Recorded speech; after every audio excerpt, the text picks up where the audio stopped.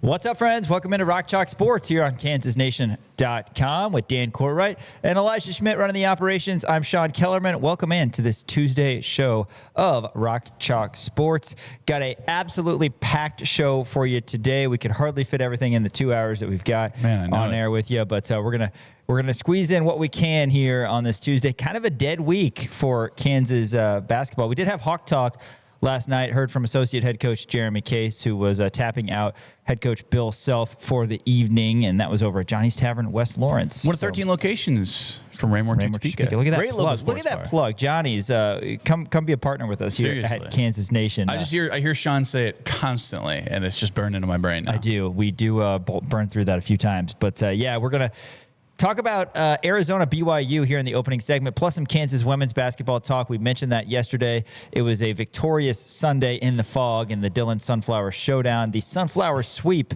if you will, 83-61. The Kansas women over K-State. Next segment, we're going to go back to Manhattan and hear from Bryson Tiller post-game breakout. What a game he had. 16 points on 6 of 8 shooting on Saturday in the Octagon of Room we're going with. Yeah. I thought you said poop. Octagon of Poop. Yeah, it's a good one. There's another good one. I probably can't say it on air, but okay. Yeah, I like. We're not on ESPN Kansas City yet, but we're not. It's okay. Yeah, we get away for the second hour of the show today. Sure. But still, probably best that you. Whatever. All right, fine. I like Octagon of Room. I think it's good. I think it's better because it was K-State. Granted, the weather was bad, but still, there's a lot of empty seats. Some empties in there? A lot of empty seats. Yeah, I noticed that when I was watching the telecast. I was like, they haven't mentioned anything about it being sold out, anything like that. But no. Good atmosphere. Obviously, they had their favorite chants, and they all went home sad after that. KU over K-State. I did. Following hearing from BT, we're talking Kansas football. Dan, tell us about this segment and everything that we're going to be catching people up on. Yeah, we're just going to kind of do a quick overview of kind of where the roster sits right now, how much production Kansas is going to be bringing in to their respective position rooms. Just kind of give an overarching view kind of what Kansas has versus what they lost in the portal, because they lost a lot, but in terms of production, they didn't lose that much. They're losing a lot of seniors, obviously, but that's a little different. Didn't lose a lot of production in terms of the transfer portal. They're bringing in a lot of production on the transfer portal side of things with a lot of really impressive guys. So just going to kind of give an overarching view in terms of where Kansas is sitting at right now. I'm going to go ahead and say they're done. I can only imagine that they're done. So, yeah, we'll certainly see. Plus, some news about Bowden Gruen, CSC Academic All-American first team. Shout out, Bowden Gruen, the Rice product who spent his last year and had a great year on the field here for KU and obviously in the classroom as well. Dan, Top 10 Tuesday. Yes. What do we have today? For my Top 10 Tuesday today, I am doing my Top 10 sequels. Okay. Is the Kansas women's victory in the Sunflower Showdown on there? No, it should be. It should be, right? It really should be. I got a couple of movies on there, movies that I think that you've seen. Good. And then just some other things that are just, either better the second time around or the second coming of whatever that thing is better. We finally got Ava to watch 15 minutes of Toy Story the other day. Nice. That's huge. Favorite I don't want to Pixar give movie. anything away. Yeah. Are you a Bugs Life guy or are you an Ants guy? You seem like an Ants guy. I'm a Bugs Life guy over Ants, for sure. Okay, good. I will say this, Toy Story 2 is my number 10. Toy Story 2 is your number 10. Oh, is it? It's number 10 on this list. Okay. It's a good movie. It is solid. I mean, people usually complain about sequels, and Toy Story 2 really answered the call. It's great. We're going to go back to the Allen Fieldhouse media room following that and hear from a couple of women's players, Elle Evans and Jaliya Davis, who, man, you're talking about dogs. Yeah. 4 straight Big 12 Freshman of the Week for Jaliya Davis. There's 16 teams in this conference, and it doesn't matter. Jaliya has been dominating as she did against the Cats on Sunday. So we're going to hear from her post-game, the victory over K-State. Plus, going to close out the show with a little bracketology look. It used to just be Joe Lunardi, ESPN, and now you've got Mike DeCourcy on Fox. You've got CBS Sports as well. Jerry Palm does it over there. So, actually, I'm looking at this now. I don't see Jerry Palm's name. It now says CBS College Hoops experts on NCAA March Madness bracket probably Jerry projections. Palm is in there. Palm probably is in there, I would imagine. but he doesn't get his name or face on this particular one. I know you're a bigger CBS guy than you are ESPN, even though we're on ESPN. So Kansas City.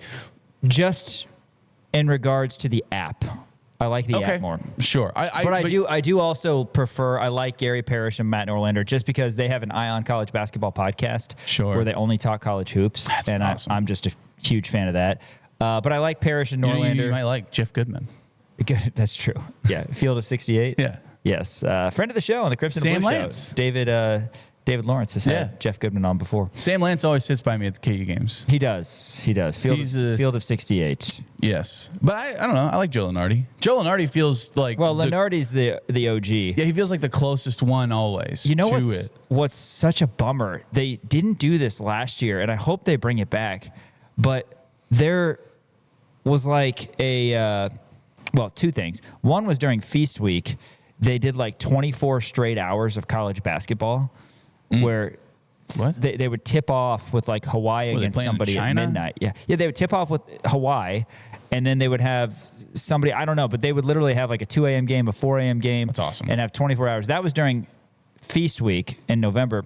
But I want the round-the-clock coverage for 24, 48 hours, whatever it was, after Selection Sunday on ESPN. They used to have. Gosh. You remember that? I do. They used to have that, and They used to break it down, and you could watch it all the way. oh my god! Up until And they'd have their little like basketball hoop, like we have here in the Kansas Nation studio, and just kind of mess around. Man, Yeah, they need to bring that back. They didn't have it last year. did they not have? I live for that. Greg Gumbel, rest in peace. Yes. Man, that was Right. That's sad.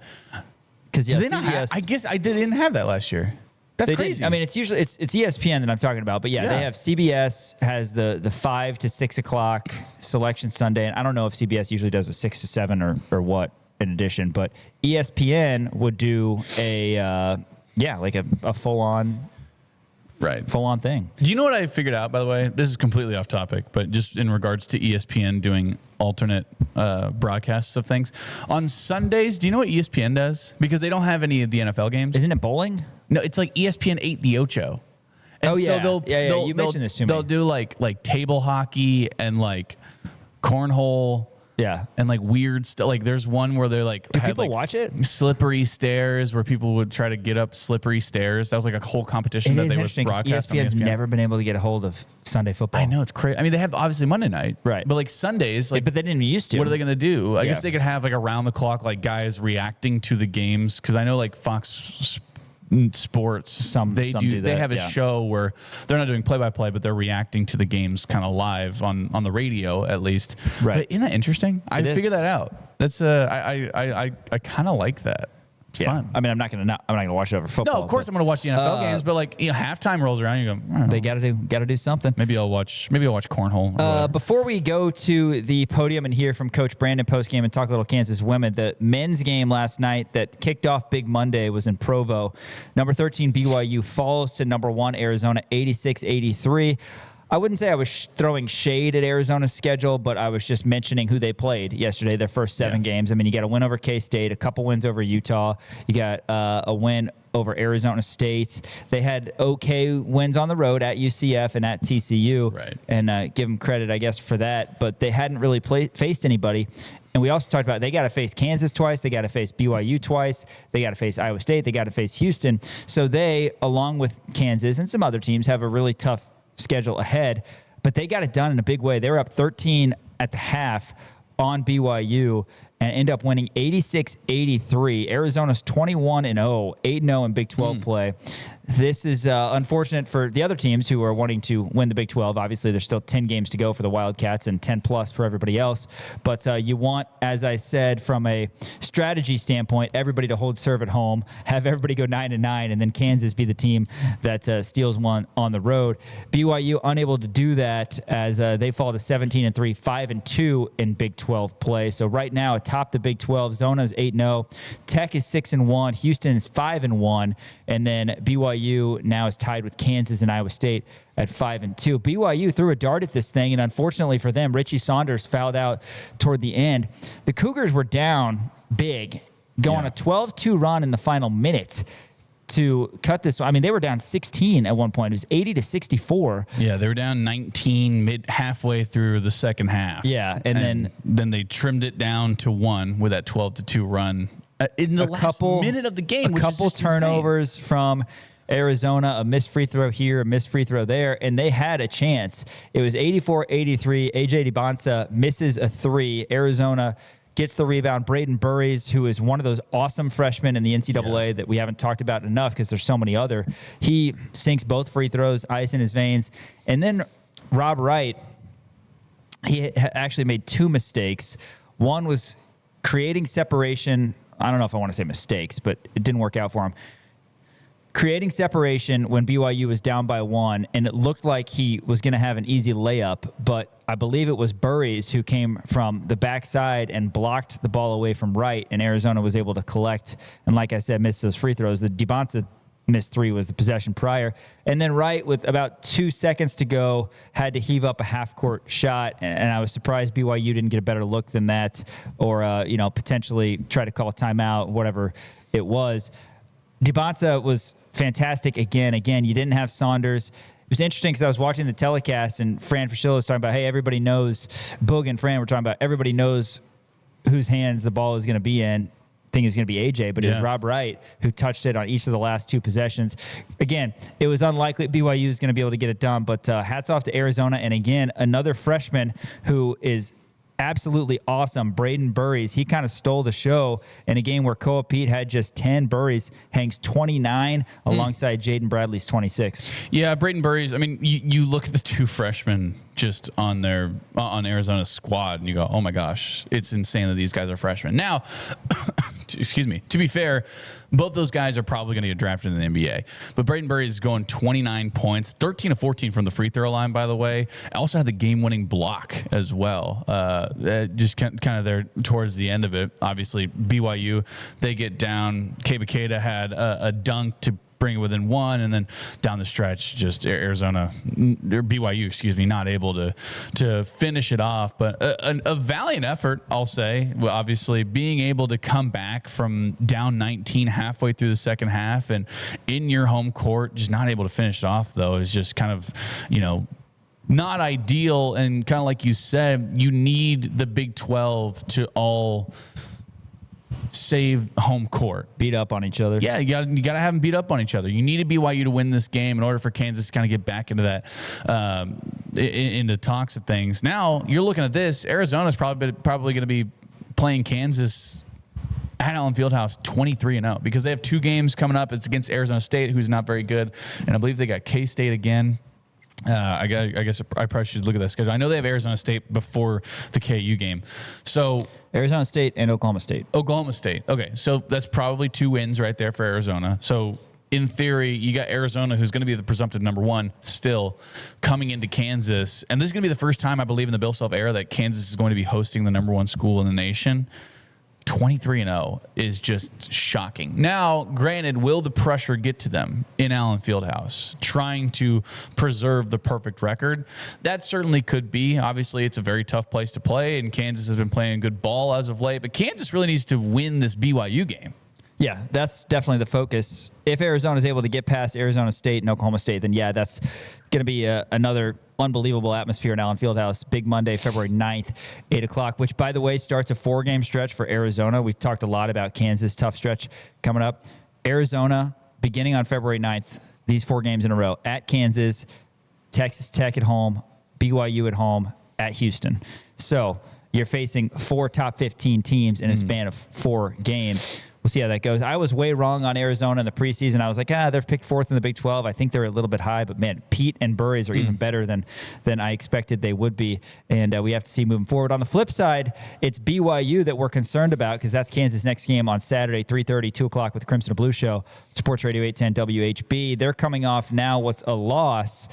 Kind of your thoughts, it wasn't a beat down by any stretch. They hung around and were able to, like I say, throw a dart at it late. But now they got to pick up the pieces, and you got to imagine they're going to be hungry. But this is a huge game for a lot of reasons. Both teams are 5-2. If you want to be a high seed in the NCAA tournament, and I've talked about, in my mind at least, the importance of being a 3 seed. Get off the 4-5 line for Kansas, and more on that a little bit later. But the other thing about a 3 seed is you're more likely to get to play close to home. Right. Last couple times Kansas was a 4 seed, they were sent out to the Salt Lake.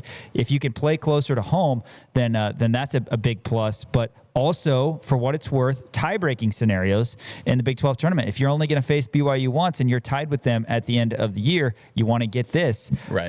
So that and then just the important things like playing at home. So Kansas does have the full week. BYU, they'll get to rest up as well, but are having to come off a big Monday loss. Yeah, obviously it's Big Monday, so they still have some time. But I said this yesterday. It's kind of a nightmare scenario for Kansas in a couple of different ways. Number one, if they would have beaten Arizona, they would have been riding high off of that. Coming into Allen Fieldhouse would have been really tough. If they lose, like they did, down by 3 at their own place, now they're mad, they're pissed off. They're going to try to come and beat up on Kansas as well, try to get that one back essentially, because they understand how important losses are in Big 12 play. So they're going to try to get this one back. I feel like the only way that Kansas would have been okay with this out of the scenario is if BYU would have lost this game by like 20, which they almost did. They were down 19 halfway through the second half.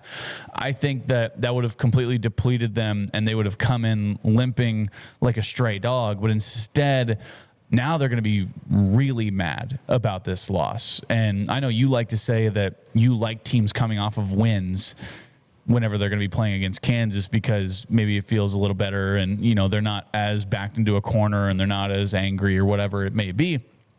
This is kind of a nightmare scenario, like I said, for Kansas. I think Rob Wright, has the experience to understand, like, okay, well, I made those couple mistakes, and, you can say mistakes there at the end, but he didn't make the best decisions down the stretch, which in turn led them to lose this game. So Rob Wright's going to come into this game, really feisty. And I think when you look at the defense that Kansas has with Melvin Council and Darren Peterson and the different guys that they have to be able to guard the guys up top, you feel okay about it. But also Rob Wright, I think, is going to have something to prove with this one. Richie Saunders is going to have something to prove with this one after fouling out and not being out there at the end of the game for BYU.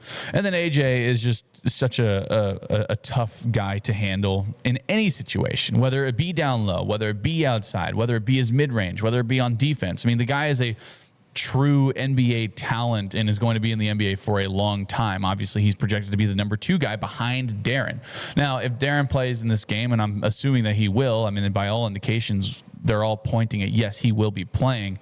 It's going to make it a lot better for Kansas. But still, my thoughts on this is that this is probably the worst way that this game could have gone for Kansas to play BYU the very next game. Well, who knows? But there's 2 schools of thought. You can keep them down, or the law of averages. If you look at what Wright and DeBonsa did last night, they were combined 9 of 40. Right, that's true. 9 of 40 from the field. Shooting. So just 22.5%, if I'm not mistaken. 3 of 16 Wright. And DeBonsa 6 of 24. DeBonsa still got 24 points. Wright only had 7.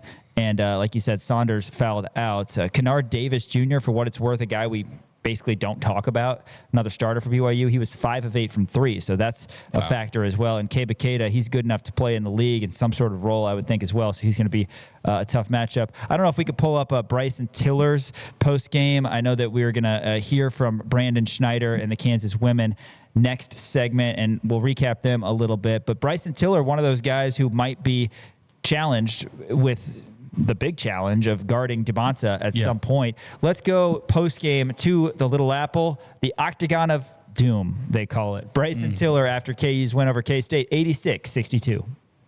With the team last year, we didn't play in this game. What did it mean for you to help Endless and Trick on the road and shooting against K-State? Yeah, it meant a lot. This game is personal for us. It's a rivalry game, honestly. I mean, obviously, but we just had to have an aggressive mindset coming in. Didn't get up to the greatest of starts, but we locked in our defense, and that's what led us to win the game.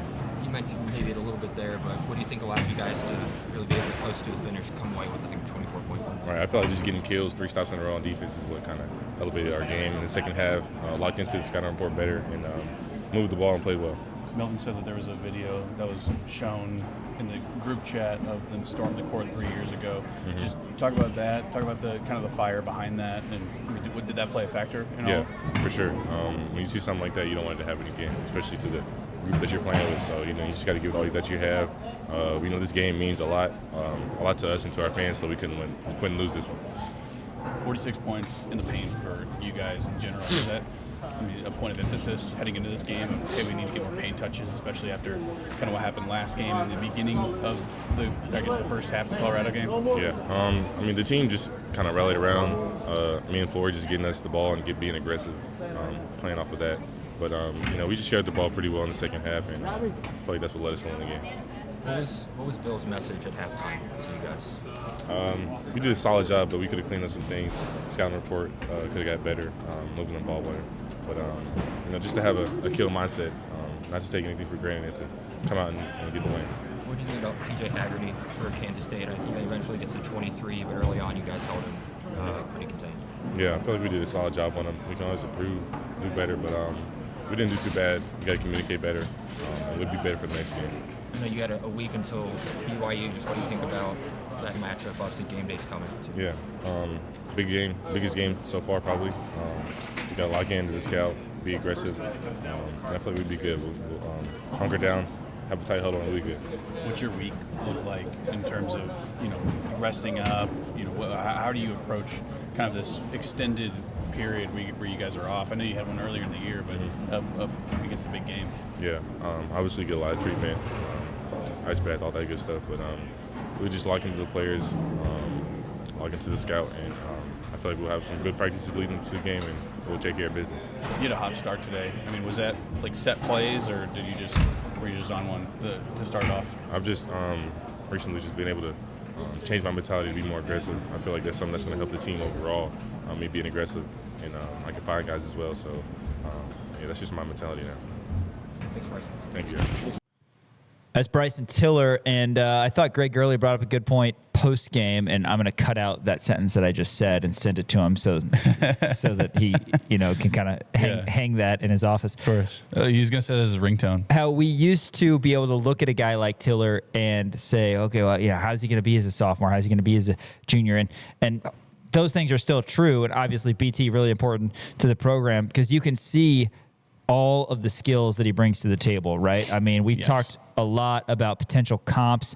Looks like a young Marcus Morris. There's a little bit of Wayne Simeon in his game.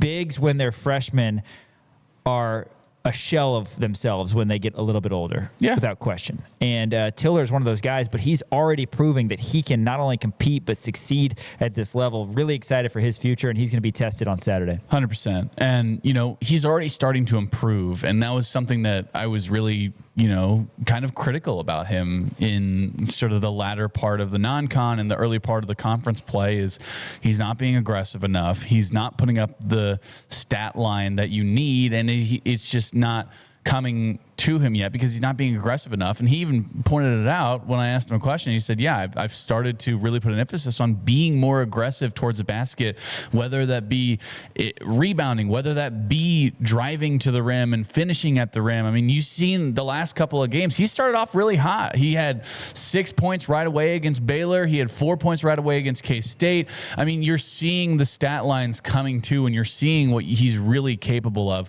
which I think is really important, because he is going to be such a dominant player in the future.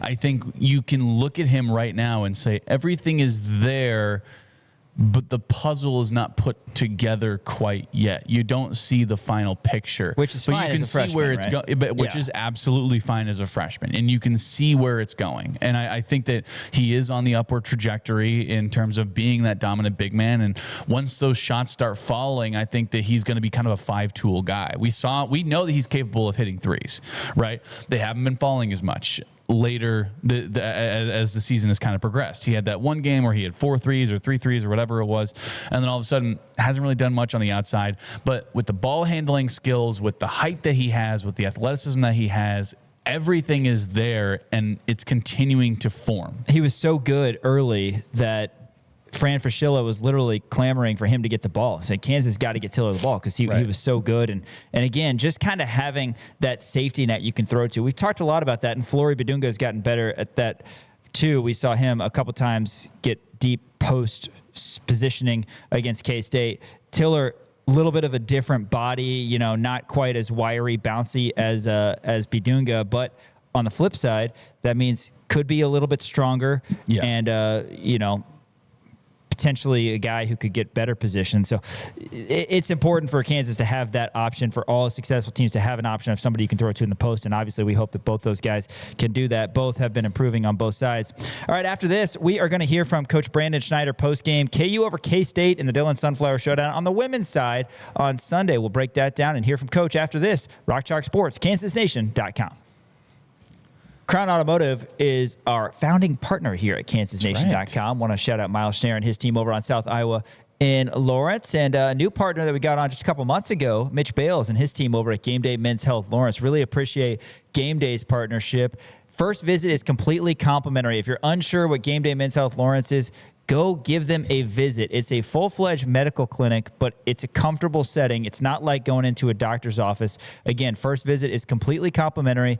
They have licensed practitioners there, a 3-step process, blood draw. They can help you with any issues that you have. If you think you might have low T, if you think you're low on energy and really can't get that buzz that you had when you were a little bit younger, they can help you out over at Game Day Men's Health Lawrence. Appreciate Mish and his team, and certainly looking forward to continuing that partnership. And they are sponsoring this segment where we're going to hear from head coach Brandon Schneider of the Kansas women. Kansas women followed in the footsteps of the men and dominated K-State, a much-needed win, and we can talk a little bit more about their upcoming schedule once we hear from Coach Brandon at the podium. But, Dan, you were out there over on Naismith Drive. Jaliya Davis, 4th straight week. She's the Big 12 Freshman of the Week. She continues to get it done, had 22 and 8. Yeah, I mean, what a stud. Jaliya has just been so rock solid down low, and I mean you can see it, right? I mean it's not often where you see a freshman come in and be this dominant, and Jaliya, as of right now, with kind of the way that Samaya has been playing over the last few games, and Samaya actually did leave this game with an injury. She went over to the bench again, dealing with something kind of in her lower leg. Brandon said post game that she should be fine, but she actually exited this game, so a lot of it kind of came down to Laya Canessa, who played 23 minutes in this game, only at 4 points, but still Laya has been really, really good. She had 3 assists, 5 rebounds in this game as well. But Jaliya, I mean, I think you look at Jaliya as the head of the snake right now. Like, Samaya is the facilitator. She's the one who brings up the ball. She's the one who can hit those big shots when you need them. Samaya only had 1 point in this game. She played 19 minutes, only 1 point in this game. 3 assists, though, two rebounds, but she went 1 for 2 from the free throw line, 0 for 3 from the field. Didn't do a whole lot on the offensive side of the ball in terms of production. Jaliya, 22 points, 8 rebounds. She went 8 of 12 from the free throw line, 7 for 8 from the field.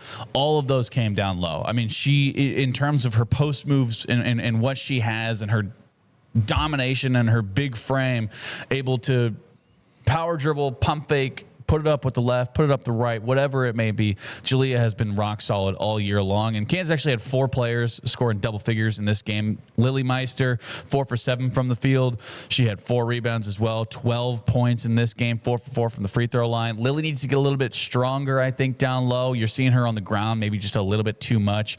Get a little bit more powerful with the ball, keep it up here. She likes to keep it down low a little bit, kind of gets swatted out, and that's why she's on the ground a lot. But Lily has really been coming to, and I really like what she's been putting out there on the court. Elle Evans came off the bench, and she had 14 points, 4 for 4 from the three-point line. She's back. She's absolutely back. I asked Brandon about this, and he kind of had a little bit of pushback when I said, what did you think about Elle, with her being put on the bench and then now coming out. He said, well, she didn't really get put on the bench. She's just doing what she needs to do for the team. And there's people who, come in and who are starting over Elle right now. Elle doesn't look at it like she's being benched. She's looking at it like, hey, I'm just trying to help out my team in any way possible. And obviously there's some other players who are going to be able to go out there and put up better production on the offensive side. But Elle coming off the bench, like I said, 14 points, 4 for 4 from the three-point line. That's the kind of shooting performance you need to have out of her. Now, I'm not saying shoot 100% every time. But she needs to be shooting a lot better than what she has been in at least the last 6 games. And she's certainly doing that. She's back to where she needs to be. And then Reagan Williams, I mean, how thankful are you to have her back? I mean, there was a little bit of, mystery surrounding the lower leg injury in terms of her return when she would be back. She had the big brace and was limping around, and I thought, man, she might be out for the year. All of a sudden, she's wearing the brace and she's out there. She also had 12 points too, 3 for 8 from the field, 6 for 6 from the free throw line. Excuse me. So having Reagan back out there just kind of beefs up your front court, and you really, really like that. Really happy for Elle. Like you said, she scored 14. She was plus 22 to lead all players in this one. So shout out to her on that. Yeah, not very often that 4 are going to score in double figures for KU, and none are Samaya Nichols playing just 19 minutes and scoring 1 point. Yeah. But KU's going to need her moving forward. I will say this, Taryn Sides for K-State, Kansas kid, by the way, she finished this game with 26 points. She had the first 14 points by herself for K-State. Yeah. I mean, that was one of the more unbelievable starts to a game I've ever seen. And K-State, they're not bottom tier in the conference. No, they're middling. And last thing on the game itself, 22-point margin of victory for KU. KU's 7th largest ever over K-State, and the 20-point win is the first over K-State since 1999. Over 6,000 went and watched it at Allen Fieldhouse. Important for Kansas because they were 1-6 in conference play. Not good enough, right? This team is too talented to be 1-6. They're 13-8, 3-6 now in Big 12 play, and I like the schedule moving forward. It's not going to be easy. Their next game is going to be Thursday night at TCU. TCU's ranked 12th in the country, but after that, you've got Colorado and BYU both at home. Both of those teams are 4-4 in conference play, and then you've got Cincinnati, who is 3-6 in conference play, also at home. So after you go to K-State, you have 3 in a row at home. Need to string some wins together there if you want to have hopes at the NCAA tournament, which I know this team does. And then you go to Texas Tech. That's a nationally ranked team. That'll be difficult, but then you're back home to face a bottom dweller in Houston. So home games that you should win. You got to go to Bramlage, and then you get Texas Tech at Allen Fieldhouse before closing out at Gallagher-Iba against Oklahoma State, who's 5-3. So some difficult games in there, but also some winnable games. If Kansas can get to 8, maybe 9 wins in conference play, you're feeling a lot better, and then set yourself up for being in a decent spot heading to the Big 12 tournament in Kansas City. But let's go to the podium post game and hear from head coach Brandon Schneider. KU over K-State on Sunday, 83-61.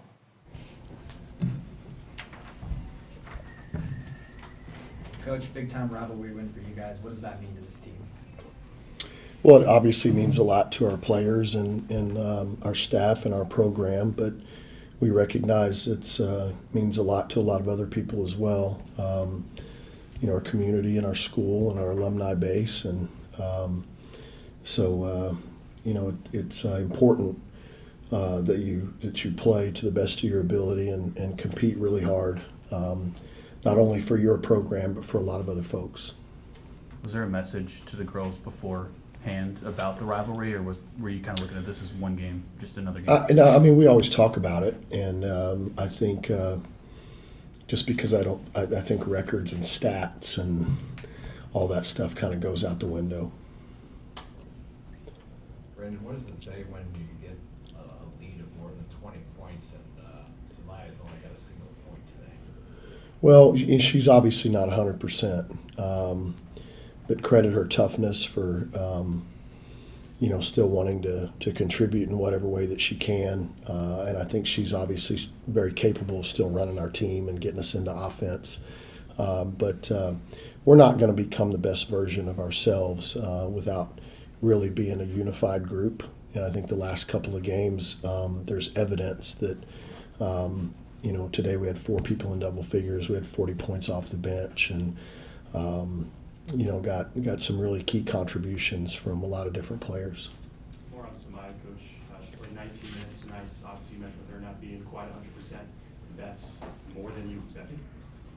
I think that's a pretty good mark, based on obviously how the game is going. But it's right around the same amount of minutes that we were able to play her at Arizona. Just a different kind of game. 2 back-to-back conference wins, both relatively handily. What does this mean for momentum for you guys? Well, I think you have to have to capitalize on good practices and really alert and aware film sessions. And it's a day-by-day thing. We're obviously not where we want to be, but I think as we continue to get healthy, our players know that we have the ability to compete with a lot of people.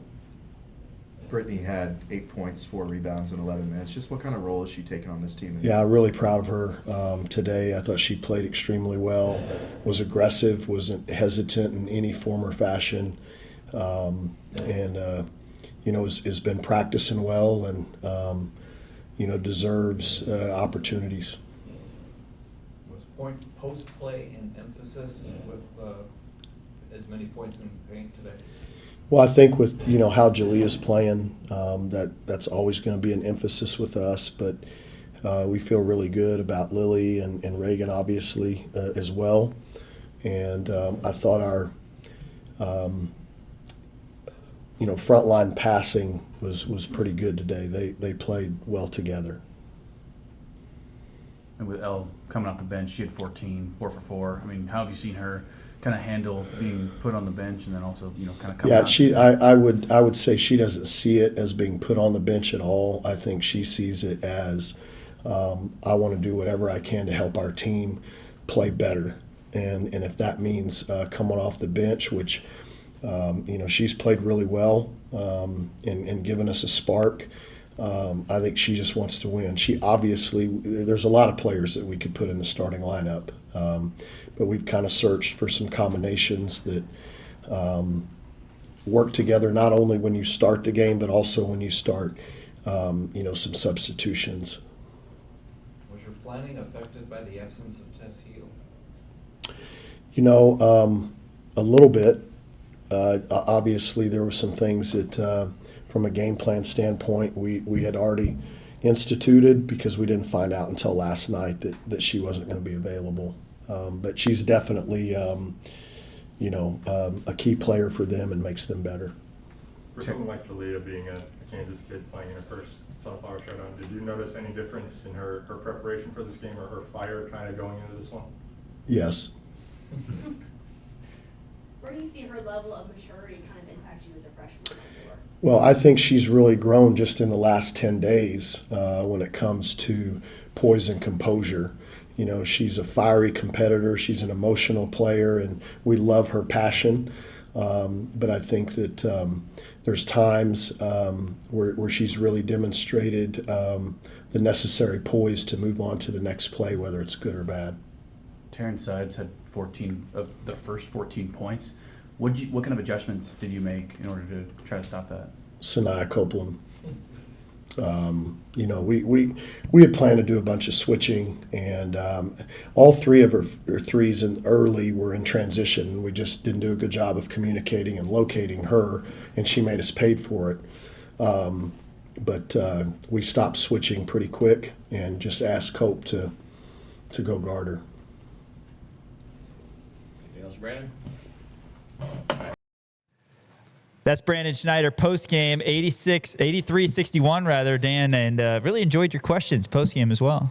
Man, you feel like all right. So Sanaya Copeland, you said, is a pest defensively. You wanted to talk about that after Brandon. Yes, I did. I did want to talk about Sanaya Copeland because she's been starting over Elle Evans as of right now, and you saw Terrence Sides hit the first 14 points for Kansas State by herself.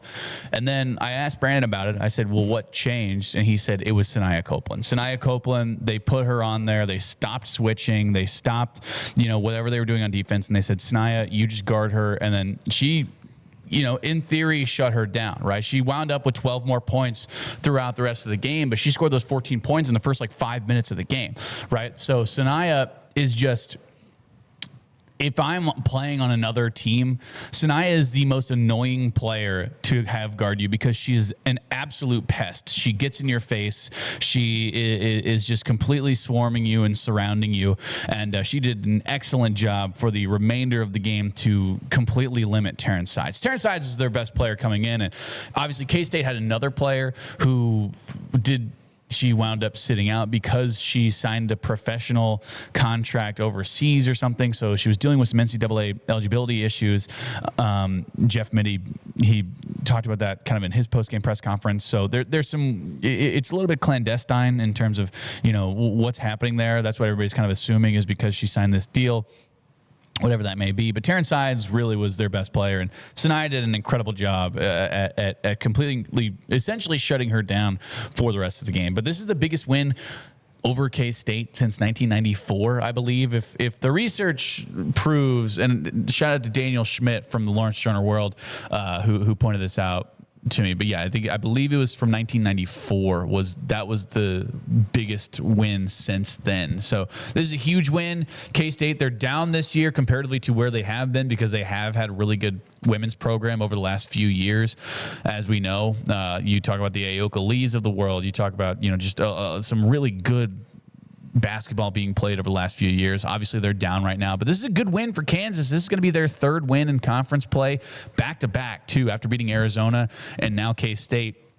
Really good for momentum after a really, really rough start for Kansas women's basketball in the beginning of the conference play. Really need to get rolling, get some wins. And I talked about how you got to go to TCU Thursday night, which is going to be difficult. But at the same time, this is the group of Kansas women's players that almost beat Iowa State at Hilton. So TCU is going to be tough. And then, like I said, a 3-game homestand, you got to win all 3 of those. Absolutely. Because Kansas kind of put themselves behind the 8 ball with that 1-6 you got to throw start. a bone at it. Back-to-back wins is big. TCU, yeah. After this, we're talking Jayhawk football. Rock Chalk Sports rolls on. KansasNation.com.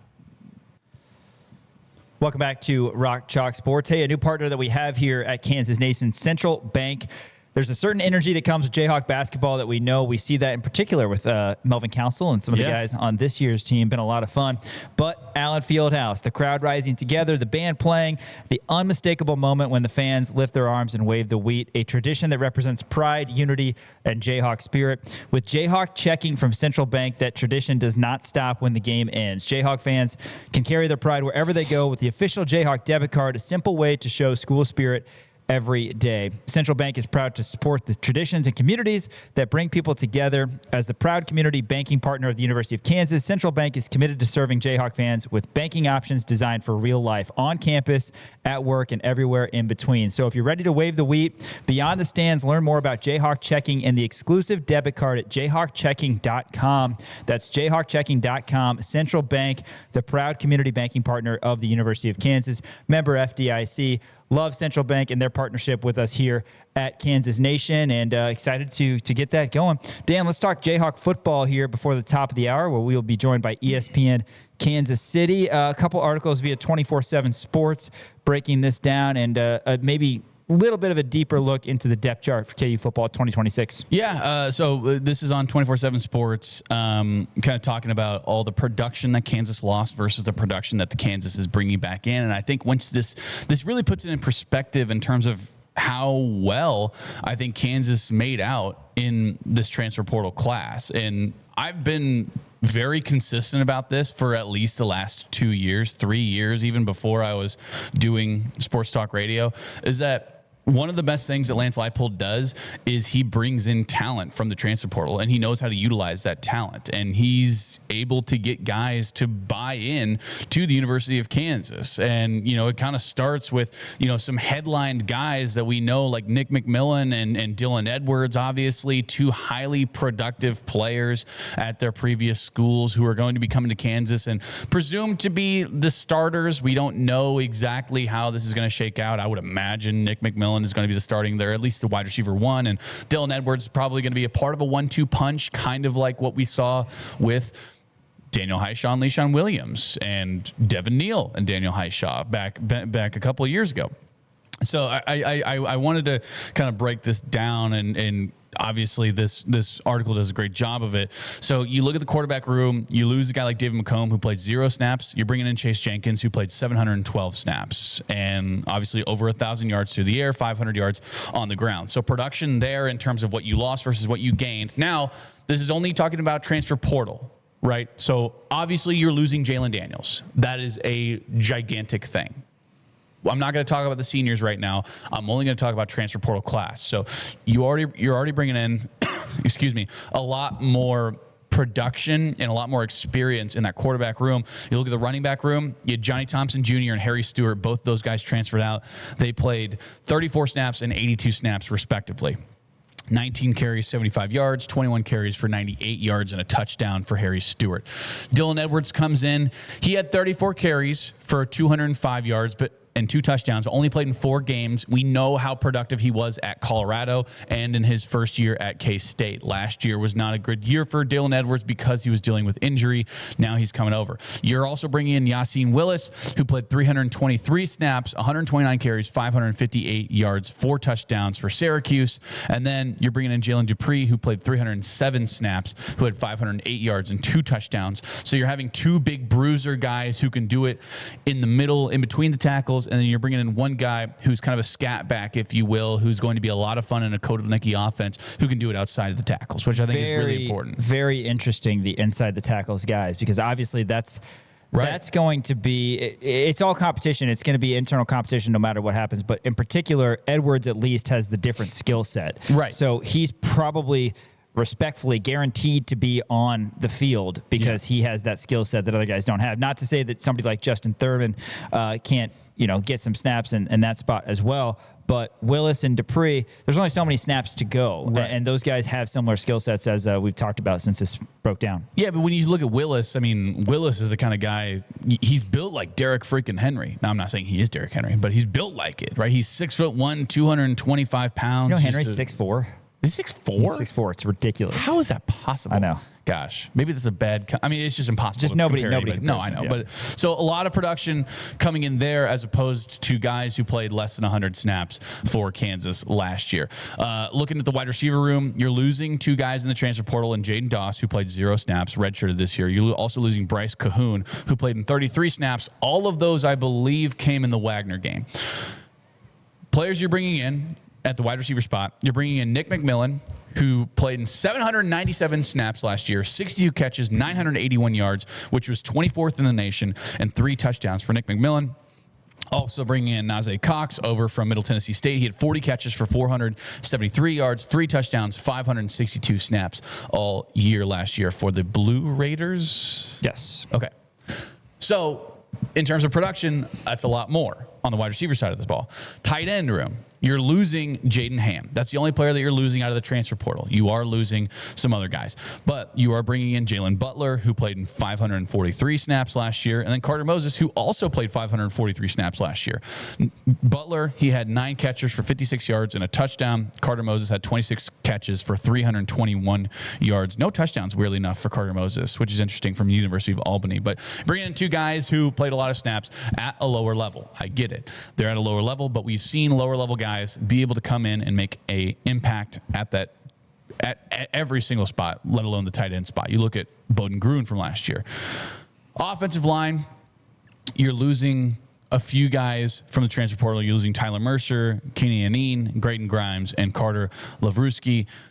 Tyler Mercer played the most amount of snaps out of anybody, 44. Not a lot, right? Now you're bringing in Nick Morrow, who played in 421 snaps. Connor Stroh, 310 snaps. Kason Carpenter for Oklahoma State, 140 snaps. And Trezel Jenkins, he appeared in double-digit games at the Division II level at Wayne State.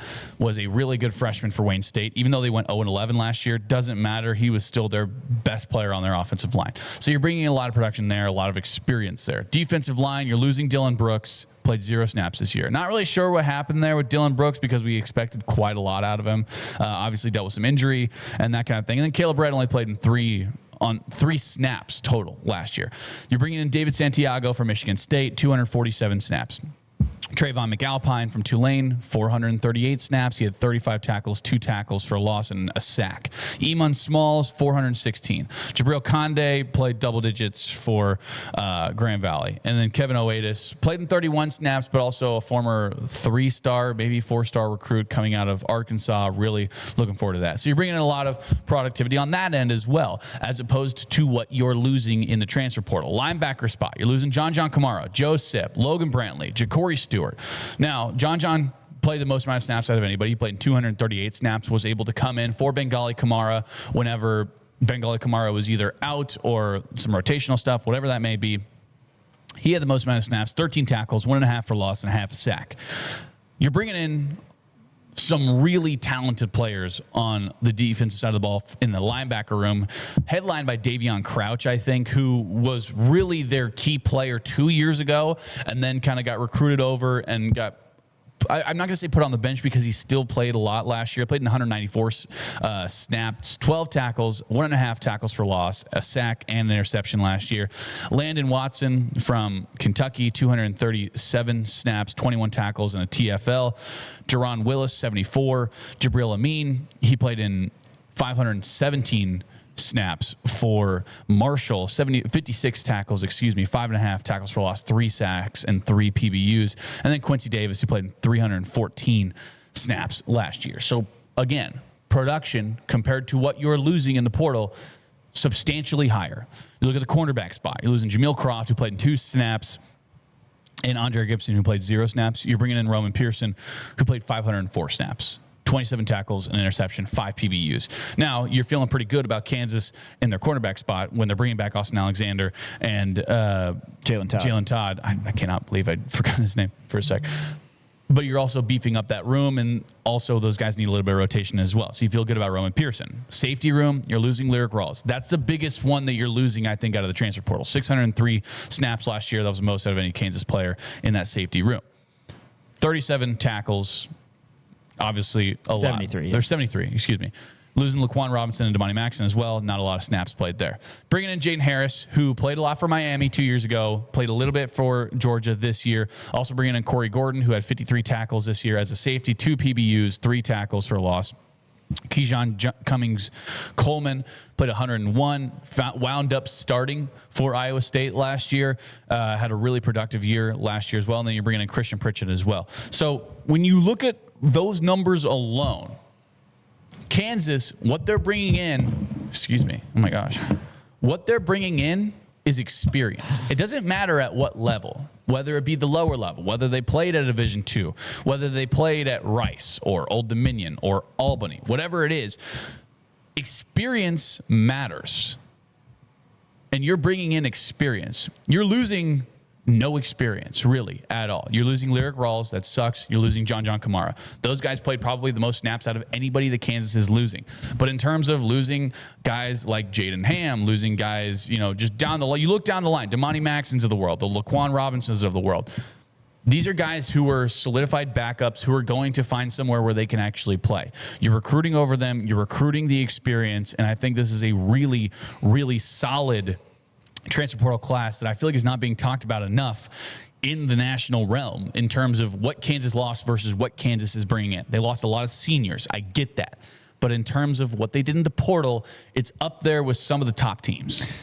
Kansas, like you said, is getting a lot of experience, and those guys are going to be relied heavily upon. Again, like you said, you didn't break down the seniors as much or departing players for another reason, but from the transfer portal perspective, these guys have a lot of experience. 100%. And yeah, that's going to be crucial for Kansas. When we continue this show in the 5 o'clock hour, we're going to talk a little bit more basketball with Bracketology. We're also going to have a Top 10 Tuesday, plus we'll hear from Elle Evans and Jaliya Davis. That's all coming up on Rock Chalk Sports, KansasNation.com. Welcome back to Rock Chalk Sports here on KansasNation.com. Thanks as well to everybody joining us on ESPN Kansas City. KansasNation.com is the place to be. In fact, just came up a little bit earlier today, a new episode of The Jayhawker with Nate Bukaty and special guest Melvin Council Jr., one of our favorites undoubtedly here at KU. And you want to check that out, KansasNation.com. You can also check it out on YouTube, Apple Podcasts, Spotify as well. Follow us on socials, TikTok, Twitter, Instagram, Facebook. Best coverage. You're going to see articles. You're going to see press conferences. You're going to see any sort of recap. We'll keep you abreast on everything going on. KansasNation.com and at the Kansas Nation on social media. That episode of The Jayhawker is entertaining. Also, Between Two Fountains. That's right. Greg Gurley and Mick Schaefer. So all sorts of coverage. Check that out. All right, Dan, Top 10 Tuesday. Let's start it off. All right. Well, my top 10 today, it's a very special top 10. I know this is your favorite segment. Yeah, it is. What is your favorite? It is. Your favorite segment is mailbag, right? I like the KU mailbag segment. Okay. I do. What's your least favorite segment? Go ahead, say it. No. So if we're talking about like through the week, I mean, my favorite segment is maybe I like all the Friday segments because You like when we play audio? because I like all the Friday segments because it's Friday and Sure. vibes are generally up. Vibes are up on Fridays. Plus, we get to break down a game usually, unless it's spring or summer. True. So that'll be interesting. I kind of forgot what we do. We do something in the summer to open the show, but I don't remember what it is. Yes, summers are a grind. We had the man. Olympics a couple years ago, but That was this nice. time the Olympics is in. And we always did it. winter. I feel like we always did a good job in terms of opening the show with something KU related. Yeah. Oh, if there's anything KU related for sure, we do have KU baseball, which Yes. hopefully goes through mid-June this year. Yeah, and we'll then be football breaking- chatter. I mean, KU baseball being good, that's huge. That gets us through mid-June if they're able to Absolutely. go deep, and then we got Kansas Jayhawk football coverage beginning of September. right. Anyway. Yeah, I don't know. I like the Friday segments. In terms of special segments, probably the KU mailbag because we get to interact with the fans. It's true. In terms of guests, wow. Yeah, yeah. Favorite guests. List all your favorite Okay, guests. well, I'll start with favorite my to least worst. favorite. Yeah. No. But yeah. We don't have any least favorite guests. They're all great. I yes. do like them all. Yes. shout out. Oh, man. But yeah, I'm doing my top 10 sequels Okay. today. You're not a big movie guy. Correct. I know. But I have seen You've a few of the seen- movies on this list. You've sounds like. seen, I think you have. I'll start off with number 10 because we actually talked about it. I previewed it beforehand. My number 10 on my top 10 sequels is Toy Story 2. Mm-hmm. Great movie. Talk about a sequel that completely, I think it's... That's this- the one with the pink bear, right? No, that's Toy Story 3. Oh. So Toy Story 2 is the one where the girl cowboy. So the toy store, Girl cowboy. the cowgirl. Yeah, the- Jessie. Yes. Jessie. That is a great sequel. Yeah, absolutely it is. I think it's better than the first. I mean, the scene where he's I haven't seen it forever. refinishing Woody. And he's like painting and doing everything and stitching him back up is just like therapeutic. It's one of the best things I've ever seen. For sure. But this like mean toy store owner guy steals Woody from Andy and they're all like underneath traffic cones and they're going to the toy store to try to get Woody back. Just a fantastic movie. One of the better sequels I think that's ever been created. Yeah. Again, I think it's better than the first one. Tugs at the heartstrings. Weird story about Toy Story 2. Toy Story 2 almost got completely deleted from everywhere. And there was one woman who had it on like a flash drive. Oh my God. And it was like almost done. And for some reason, like all the servers went out at Disney or Pixar or wherever they were working on it and completely wiped away all of the work they had been doing. It was like 90% finished. And there was one woman Oh my God. who like worked at the front desk who had it on a flash Are you drive at her serious? house. And she was like digging through and found it on a flash drive. And that completely saved the movie. That is crazy. Isn't that crazy? Yeah. Where'd you see that story? I saw it on like Twitter or something. Oh my God. And then That's and then I nuts. found out like a couple years ago they fired her, which is like, What? Come on, like budget cuts. It's like, dude, she saved you. Yeah, right? She saved you. Oh my guys. God. That is Isn't crazy. that insane? I know. Yeah, I gotta look shout this out to up. that woman. Yeah, Pixar accidentally deleted the entire movie. Yeah, Saved by an employee. yeah. A new mother. Isn't that amazing? Shout out to her. Yeah, new Wow. mother. Yeah, she was on paternity leave. That's right. Maternity leave. Maternity Yes. leave. Maternity leave. Maternity. She's on maternity leave, and yeah, that's That right. is crazy. Oh my God. And Toy Story 2 made almost $500 million worldwide, and she got canned. She got canned. That's not cool. I know. Not cool at all. Not cool, Disney and Pixar, all of you guys. But a great movie. Number 9 on my top 10 sequels, I'm going to go with World War II. So, and the reason is obviously it is bad and horrific, but think? it is one of my favorite. I'm a history buff. And it is one of my favorite things to like watch a documentary on and study about. Plus we won. We did win, Yeah. but everything that happened was obviously Yeah, obviously it was Awful. really bad. yeah. Was really bad. But I just think it's fast. I'm a big history guy, and I think it's fascinating to learn World about. War II from I think we can learn a lot about World War II from a research and historical perspective. exactly. We'll go with that. Plus, you know how many great movies World War II has That's true. put out? A lot of them. I mean, I you're talking do. like I do. talking Inglourious fall into a rabbit Bastards. hole a lot on Wikipedia Band of for anything Brothers. related to World War II. yeah, dang We straight. did win, yes. We did win. Yes. We wound up winning after We also won the Civil War. Yes, we did. We didn't get into World War II until way later, though. We didn't get into World War II until Pearl Harbor happened. Right. We were actually kind of out of it for a long time. We were allies, Right. and I think we were sending money. I've been to Pearl Harbor. You have been to Pearl Harbor? Yeah. Nice. Yeah. How cool. It was awesome. Was that cool? Yes. Man, that's Got to great. see USS Arizona. Yeah, it's I mean, awesome. you're in Hawaii, too, so it's like... There's a perk. There's is a perk. also But I true. told you the USS Arizona still leaking oil. Still. It's to this unbelievable. day. It's unbelievable. That's a lot of oil. Yeah. Somebody you needs to do think? something about that. Well, I mean, it's a historical Patch it site up. now, but it's like, man, whatever. how many years is that? Like Right. 80 years later? Yeah, That's crazy. That's kind of wild. But yeah, World War II, in terms of just a historical and research standpoint, I think that's one of the more fascinating things. I just started watching, by the way, the new Ken Burns documentary about the American Revolution. That's what's going on in my life. Whenever I'm not watching basketball, I'm watching American Revolution PBS documentaries, which, by the way, are sick. They're so cool. It was awesome. I'm about halfway through I started it yesterday. I'm about halfway through the first episode. There's 12 total episodes. I think they're about an hour and a half long each. So it's gonna fill up my time. You think? Yeah, That's gonna be able to fill up my time. Maybe in the summer I'll do a full breakdown. Number 8 on my top 10 sequels. I don't know if you've seen this movie, The Dark Knight. I have. You have seen The Dark Knight. But man, it's been forever. It's so good because honestly, that's one I forget is a sequel. Wait, yeah, what's the first one? Batman Begins. Okay. Where it has like, what is it, the Sandman or I don't know, Scarecrow. Scarecrow's who it is. You didn't watch him? Oh, Elijah, come on, man. Rest in peace, by the way. Yeah, Heath Ledger put out probably the best acting performance I've ever seen in my life. That was so shortly good that before it he literally passed away, killed wasn't him. it? Yeah. God. Oh my God, he didn't even get to see the premiere. He died like a week before the premiere. Yeah. Man, Heartbreaking. that was tough. But a great performance by Heath Ledger.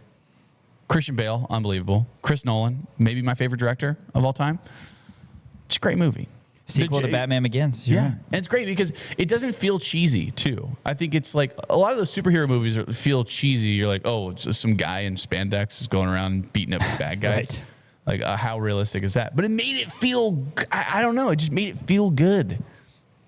If you say so. I don't know, man. I'm glad you've seen it. I have. I know. that's like- It's been a long. I honestly think I saw it in theaters, and I don't know if I've seen it since then. Oh my gosh. Yeah. That's actually wild. But people, So you were in high school look then, at right? it as the best of the Batman movies, right? I mean, well, IMDb, I think, has it like number 4 all time. Yeah. It's like Shawshank Redemption, that's Godfather, crushing that Ledger Godfather couldn't 2, even see, and then see the premiere. Which, by the way, Godfather 2 is on my honorable mentions. I haven't seen it. I've seen The Godfather. Haven't seen Godfather 2. Then how is it on your honorable mentions if you haven't Because seen it? I've heard it's a really good, I've heard it's like the best sequel. Word of mouth. Got it. Yeah, word of mouth. That's why it wasn't on there. But people are going to come attack me and say, oh, Godfather 2 should be on here. I haven't seen it. So leave me alone. I put it in my honorable mentions. Number 7 on my top 10 sequels. The second Pancake. Because every time you're making pancakes, what happens to the first one? You eat it? You mess it up. You mess it up. Okay. You make a perfect pancake on your first try? You also eat it, though. Yeah, but the second one's always better. Okay. You make a perfect pancake on your That's first fair. try? How many times have you done depends. that? Am I just doing it on a griddle? Yeah. Yeah, God, I do not eat enough pancakes. I love them, but I Come on. forget about them. Oh, that's a staple in the Courtwright Johnson household. I was gonna say Piper cooks all the time. Does she do breakfast? You still haven't gotten me the breakfast burrito recipe. Oh yeah, You're supposed to text me that, dude. That's true. I will. I'll get you that. It's a really good breakfast burrito. I just don't like having to. I like the idea of meal prep, especially when it's breakfast burritos, because I love them and they can be somewhat healthy. Yeah. And they're quick, but I don't like. You have to like wrap them in something and then wrap them in foil also. Dude, so this is, and again, this is, I should not be complaining about this because actually it's probably good for me. But Piper's doing this thing where she's going on a diet. She wants to diet before the wedding. Right. And so she's paying a friend of ours for like dietary things and different workouts or whatever. And she started eating every day. She started eating this. It is ground beef, right? Okay. Cut up sweet potatoes. Good. Then on top of it, cottage cheese and honey. There's always cottage cheese whenever anybody's doing a diet thing. Yes, but honey and ground beef, you don't think it sounds good. It doesn't sound good. It's so good. It sounds horrible. It sounds disgusting. I mean, there's more disgusting things. But also, here's the thing. She eats it every day, which means I eat it every day. Right, right. And it's good, and I do like it, but also I need something else. I need something different, man. Yeah. I need something different. We went to the store and we got you in a slice of pizza. Yeah, we walked out of there with a wheelbarrow full of sweet potatoes and ground beef and cottage cheese. Oh, God. And that was it. I was like, okay. What brand of cottage cheese do you have? Because the Daisy low fat is the best. That's exactly what we have. Daisy low fat, so good. We decided to try to cut costs. So we bought a couple of Daisy ones and we bought a couple of like the off-brand ones. And she hates the off-brand ones. They're terrible. And so she makes me eat the off-brand. Oh, God. And she's like, I want all the Daisy. You get all the off-brand Right. stuff. I'm like, all right, fine, whatever. So, I mean, I'll eat it. Like, she paid for it, so it's like my favorite flavor is free, but still, it's just not as good as the Daisy cottage cheese is unbelievable. But so you still eat the second, you still eat the first pancake, but the second pancake is always better. Back to the top 10. The second pancake is always better. I believe it because the first pancake is always a practice pancake. You go, oh, that was a bad pour. Oh, it's all misshapen. Oh, I burnt it on one side. That's true. But you go to the second one, now I know. First one I went too long. First one I didn't pour it right. I'll be thinking about that next time I Second one, fire off the griddle. Yeah, fire up the griddle, make some pancakes. You're gonna look at that first pancake compared to the second one, and you're gonna go, oh yeah. No, that I get it. That's the best. Maybe that probably should be higher. Number 6 on my top 10 sequels, leftovers. Just another food thing. Yeah, but you never have leftovers. Yeah, usually I clear the plate. I'm a clean plate kind of guy. Dude, but sometimes we will have leftovers. Last time we went to Gates, you didn't eat all your fries. That was weird. Yeah, I got full. I know. I'm losing it, man. That was weird. I know. It was a little I don't know weird. why I didn't take him to go. Love Gates, by the way. Yeah, they should be partners with us over here at Kansas Nation. I don't think they do a lot of advertising. I don't think they do either. You either know or you don't know. Yeah, I don't. I think they're doing fine. Yeah, but hi, may I help just you? leftovers. Like, I actually had this conversation with Elijah not too long ago. Leftover cold fried chicken is so good, so good, so good. So when we go up to Canada, and I'm going this summer. Oh, nice. We'll drive up, 16-hour drive or something like that. Ooh. But our trip up there, we will get. It's like everything is so routine based, and it's great. It started with interestingly enough, it started with my mom's dad, and then it's kind of now become my dad's thing because my mom's dad took. My dad got married to my mom, and my grandpa on my mom's side took my dad up there, and now they've kind of carried the tradition, and now I've gone a handful of times, and my brothers go, and we'll carry that tradition on, I'm sure. But on the way up, one of the traditions is my mom, which my grandmother used to do, cooks fried chicken the night before, and then we eat cold fried chicken for lunch on the way up. We stop, get out of the car, throw the Frisbee around a little bit, fried chicken on the way up, cold fried chicken, man. Then we'll get up there, we'll order late night pizza. Are you doing full breasts and wing? And legs, everything. And legs, yeah. And that's the way to do it. And tear it apart, and then bread and butter.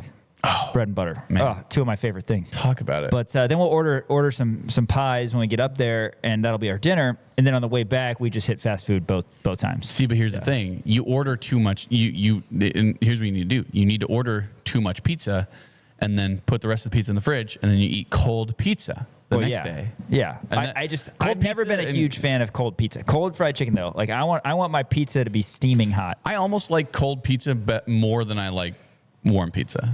Yeah, that's silly. I love cold pizza. I love me a good cold pizza. Anyway, pizza so that was leftovers. Okay, so that's number 6. Yeah, leftovers. Right. The second go around. You go. It was so good. You had to go back for more. All right.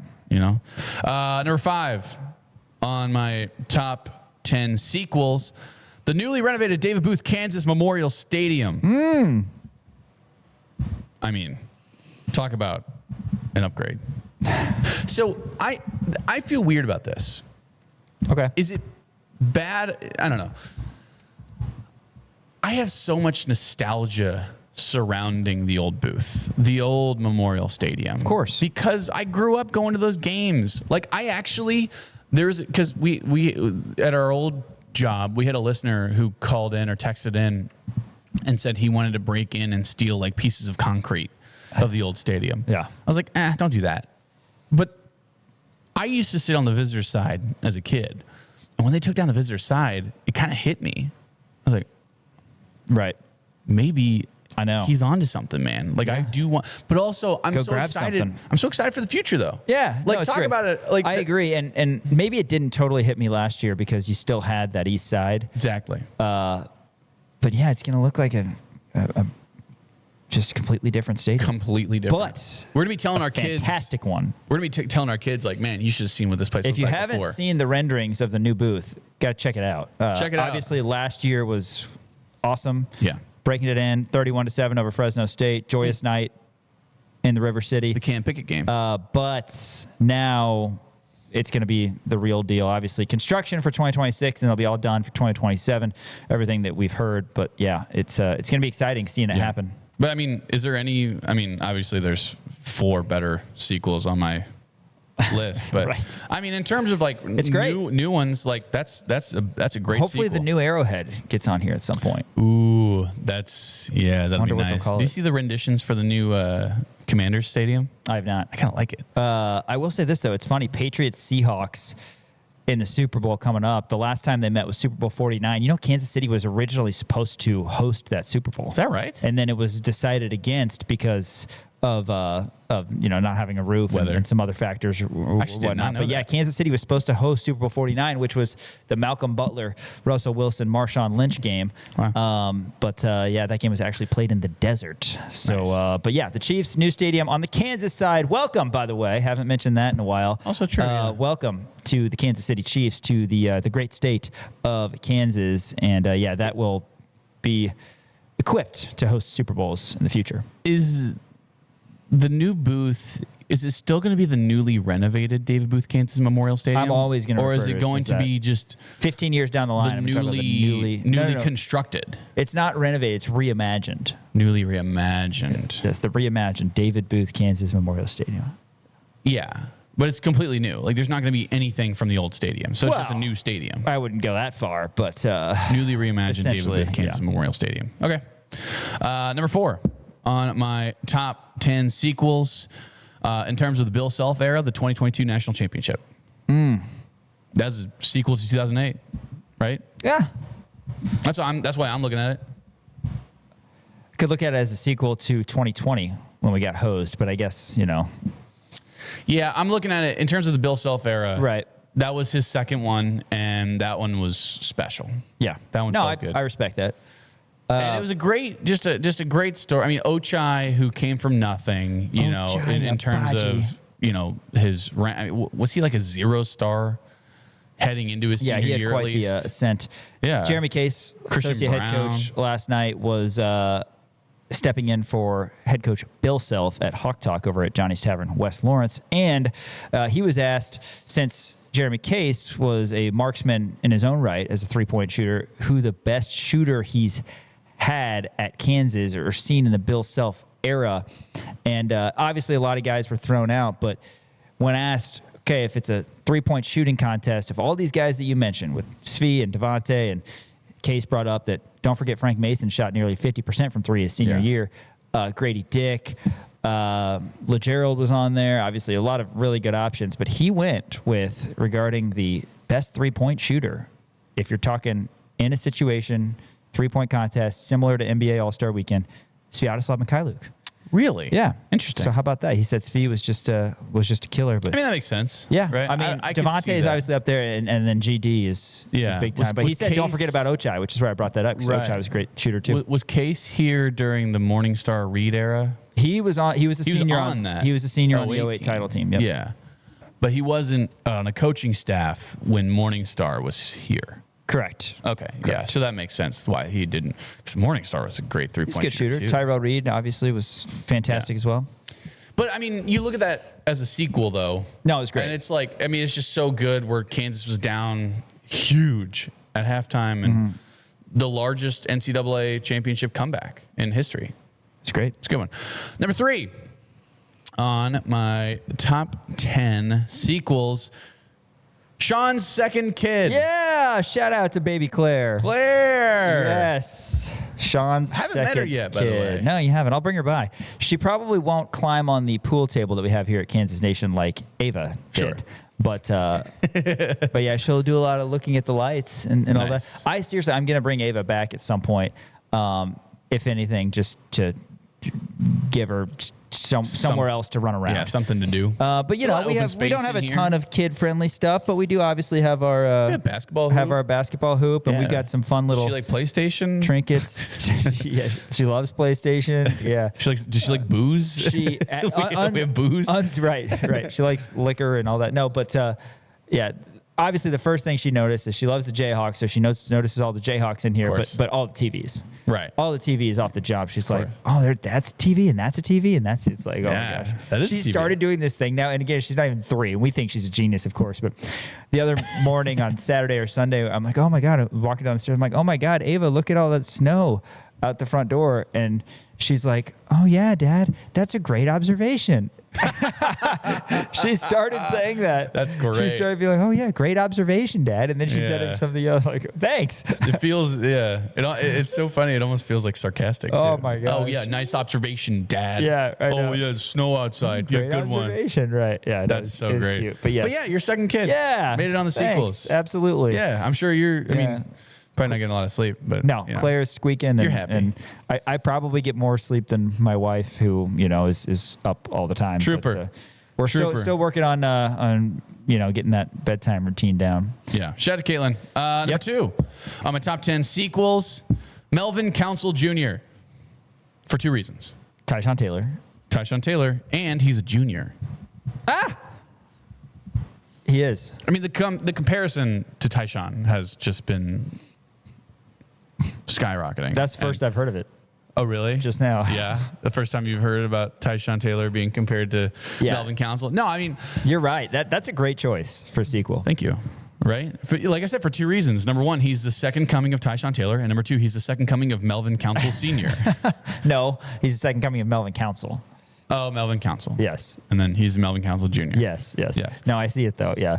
Melvin Council Jr. Great. There's a lot of juniors out there. I don't know how you're gonna. Wayne Selden Jr. Like Frank Mason if the you- third. right, That's, Frank that's, Mason the that's, that's 3. If one isn't who I'm thinking it is, I'm gonna be disappointed. It's probably not who I'm thinking. No, Because I was thinking Patrick Mahomes is second. Oh yeah, I forgot about that. Yeah. No, number 1, you're really gonna love it. Number Okay. 1 on my top 10 sequels, the second beer. Yes. Nothing better than the second great beer. choice. Man, Thank you. You have had a lot of really bad top 10s in your day, and this is not one of them. That's a good one, right? Yeah. The second beer. This is Because not the first one is good. It starts the night off. It's what The it does is second- it breaks the ice. The second one breaks goes the ice. down smooth. The second partner. one, you're off and rolling, man. Second one, yes, Yep. like you said, it's just you're already you're going down that hill. Some of us have a third, but guys like you usually have a second and then have to go and eat ground beef, honey, and sweet potatoes. Yeah, and Cottage then I'll cheese. go and then get a third, and then I'll go eat more, and then We I'll usually go get a go. fourth. and We I'll usually go beer for beer when we go get beers. Yeah. But yeah, no, the second I can go beer, beer for beer great with choice. anybody. And the best one. The second beer though, something about it, man, is just The first one is Like you great. said, the first one's the great? first one is great. It breaks the Yes. ice. The second one, it's like, all right, we're rolling. yeah. The second one is like I'm here. Yeah. And the second one, that's when you start to get good at the different bar games like pool, Yeah. like darts, Especially if we're like talking schooners. shuffleboard. Yes. Like the first one's a schooner, second one, yeah. Yeah. So, you can't just walk into a bar completely sober and be good at pool. That's just not the way that Right, it goes. right. You have to get at least 2 beers in you. And then all of a sudden you're like, you just start jumping balls. And Man. I have a rule. Whenever I do stand-up comedy, I drink 2 beers because it's the perfect amount of, I'm never going to go up on stage just completely drunk. Right. But I don't want to go up there sober either. I just get a little bit looser. Absolutely. And so I go 2 beers, and that's when that's when I'm perfect for stand up. Right. So that's why that's always my general rule of thumb is I got to finish 2 beers, and Totally. then I don't ever drink a third. Now when I come off, Of course. all bets are off. Of course. But second beer, man, that's just I do have a couple of honorable mentions. Like I said, Godfather 2's on there.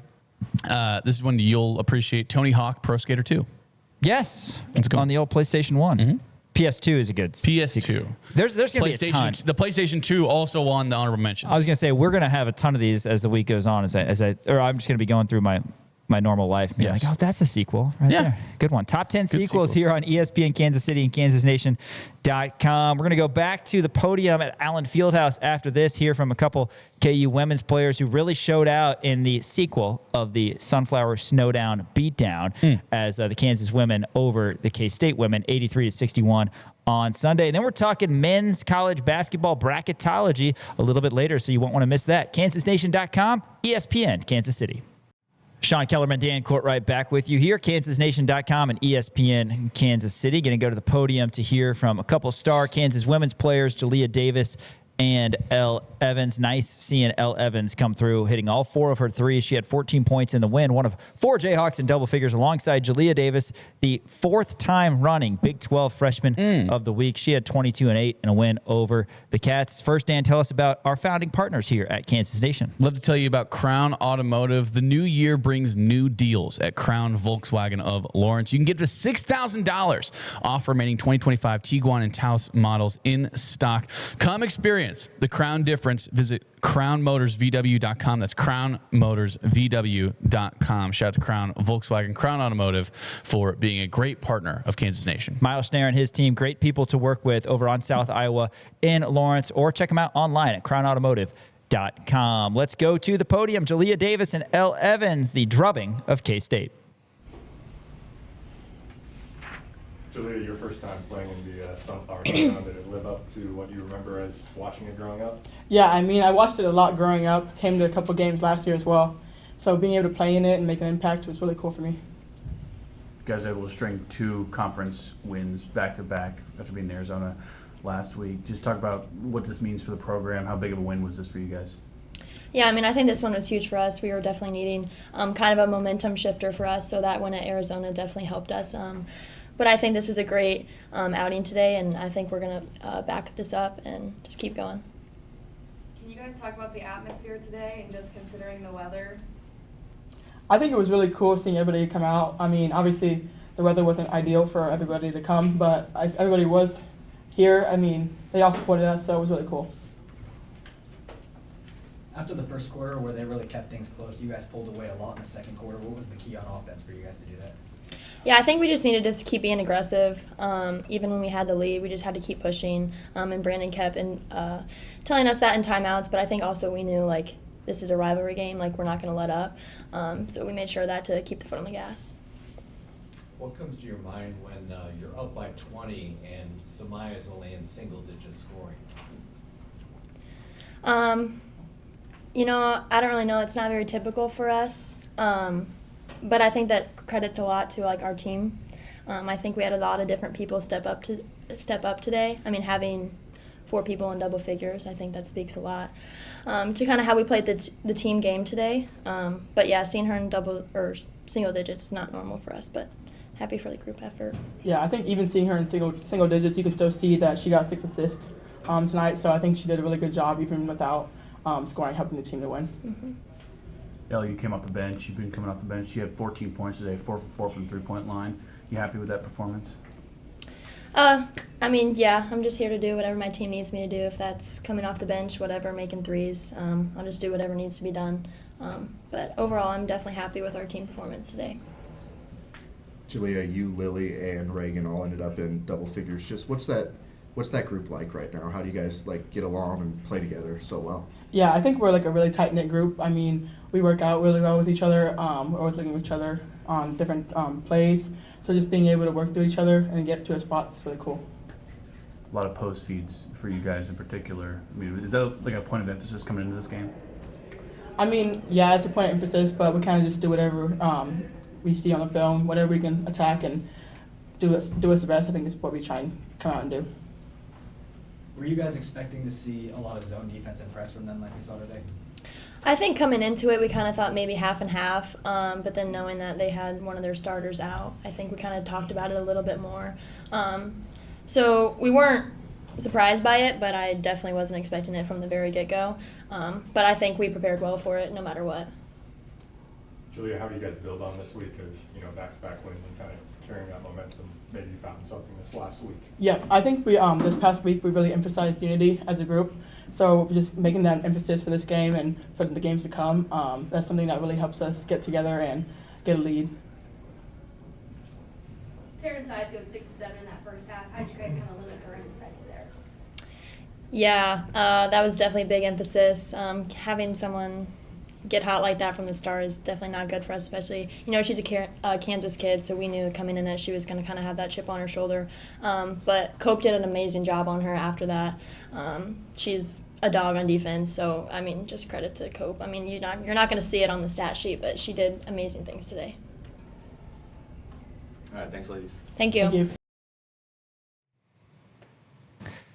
Had a great time last night at Hawk Talk over at Johnny's Tavern, West Lawrence, with the voice of the Kansas Jayhawks, Brian Haney, alongside associate head coach. You were running the operations. Jeremy Case. I was running the operations, and everything went well. Yeah, I heard you did a great job. Thank you. Steve Kincaid and David Lawrence are they're not honeymooning.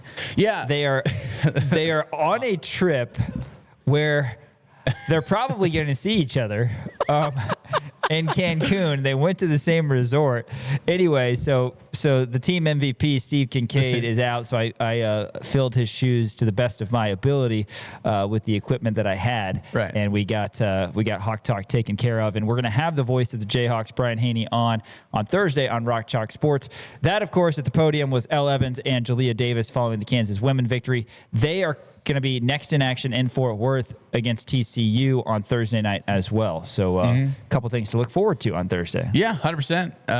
Not in Cancun. We are not in Cancun. No. We have no Cancun plans on the horizon, but David been? Lawrence and also separately Steve Kincaid are in Cancun. They're in Cancun, not together, but at the same resort. They might see each other. They might run into each other, which I absolutely love that. But yeah, Elle and Jaliya played really, really well on Sunday night. Obviously against K-State, beat them by 24 points. Feels good, man. It just feels good to beat them. Or 21 points, excuse me. 22. That's what it was. KU men's basketball beat K-State by 24 points. Yes. I got all these numbers. I'm bad at math. You got it down. But like I said, Elle coming off the bench, going 4 for 4 from the three-point line, shooting 14 points, and then Jaliya, 4-time, back-to-back Big 12 Freshman of the Week. A lot of big things to be expected out of Jaliya for the future of this Kansas women's basketball program. So really excited. First time this year that they've strung together 2 conference wins back-to-back after beating Arizona last week and then beating K-State this week. Got a tough one coming up, like you said, against TCU. But I think if you hang around, you throw a bone at that one, you got a chance to kind of turn it around right now. Three I think at home following that. And you got 3 at home. Like you said, you got to win all 3 of those for sure. And hopefully Kansas Nation, Jayhawk Nation shows out for those games and creates a hostile environment. But this team has too much talent to have this kind of record. And I think that they all know that.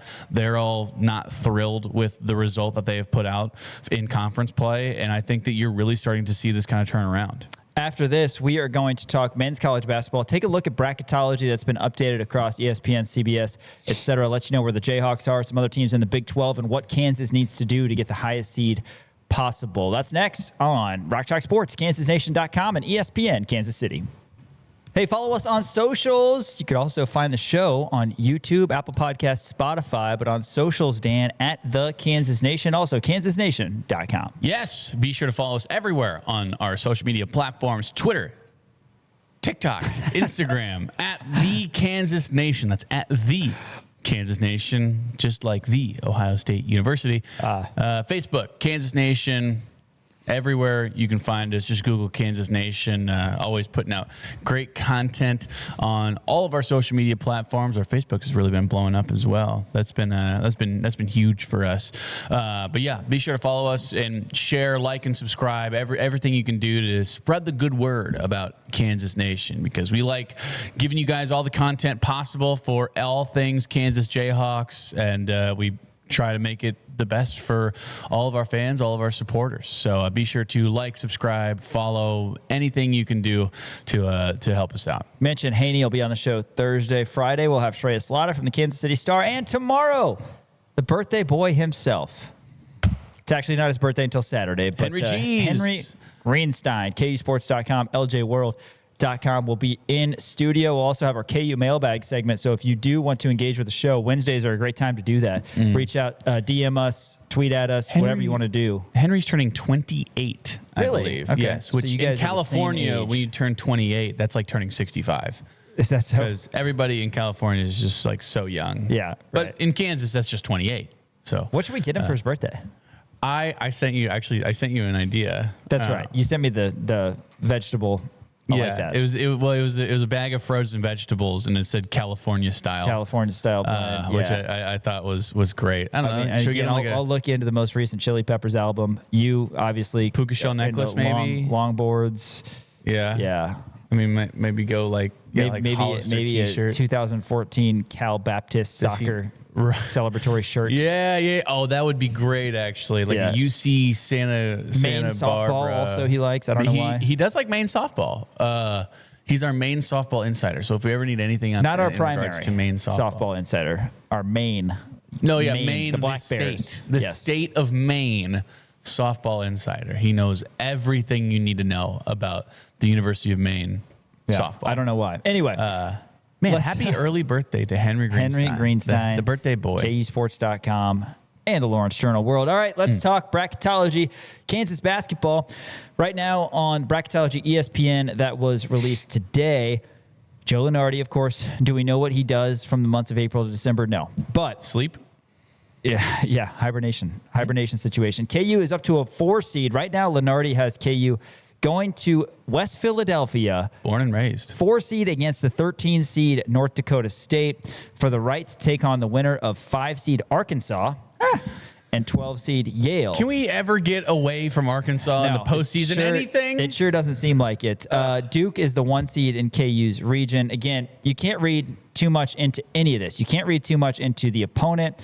All you're really looking at are the seeds for the teams and the seeds for the teams that Kansas might face, that sort of thing, because the opponents, it's never going to line up. Like, people are put together in certain locations or in certain pods, if you will. Yeah. And none of that's accurate because there's a lot of factors that we don't know about until we know exactly what teams are going to be in the 68-team big dance. But for what it's worth, Lunardi has KU in Duke's region. Duke's the 1 seed. The other 1 seeds, Arizona, UConn, and Michigan. Nebraska is a 2 seed, as is Iowa State, Michigan State, and Illinois. So that means that Houston has dropped down to a 3 seed. And in terms of other Big 12 teams, Texas Tech is also a 3 seed. Big 12 just absolutely loaded. Are they going to have the most teams in the tournament? No. Right now they've got 7 in the field, according to Lunardi, and the Big 10 has 10, as the SEC has 10. ACC, weirdly enough, has 9. Remember a couple years ago they had like 2 teams in the NCAA tournament?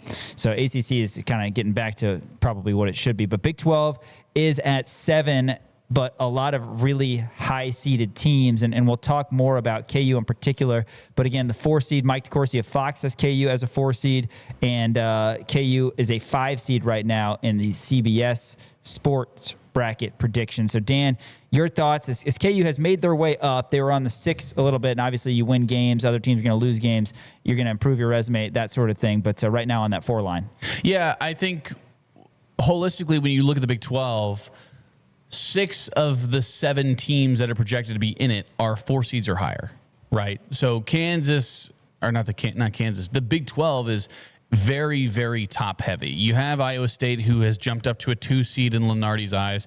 Houston dropped down to a 3. BYU dropped down to a 4. Kansas has jumped up to a 4. And you also have Arizona, obviously, at that 1 spot. You also have UCF sitting at a 9 spot. They were at an 8 spot the last time Lunardi did his bracketology. So everybody in the Big 12, except for UCF, is a 4 seed or higher, which I think is really important to note.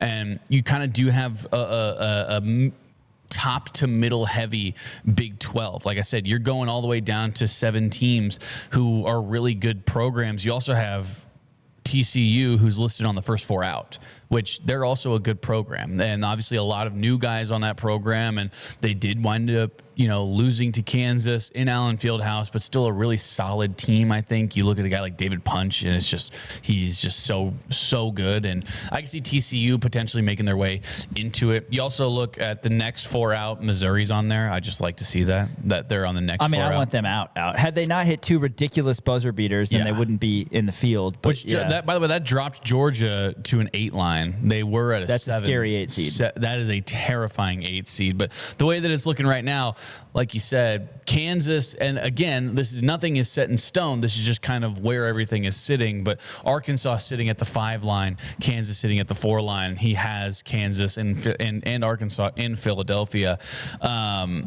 You just want to get away from Arkansas, I think. Arkansas they are a really, really solid program, obviously, with John Calipari, and Kansas lost to them last year, and Kansas also, lost in Arkansas at Baumwalker in baseball. They also lost in the 2022 Liberty Bowl. The Liberty Bowl. But they beat them in the 2023 WNIT. That is true. But it just feels like Kansas and Arkansas is always lined up somewhere in every sport in the postseason. So you don't want that, because that is a scary 5 seed to have. Arkansas is a really good program. North Dakota State is a pretty solid team as well. Also, strangely enough, for Miami of Ohio, he has them at he has them at 11 seed. Yeah, and I've seen them on the 8-9 line. That's not that strange, though. Ken Palm, they're low. Ken Palm, they're like 98th. But they're undefeated. Nebraska and Miami of Ohio are both undefeated. But remember, it's just, like you said, Ken Palm comes into play. Right. And obviously things like strength of schedule, net, that sort of thing. Remember Wichita State back in, I don't remember if it was, 2014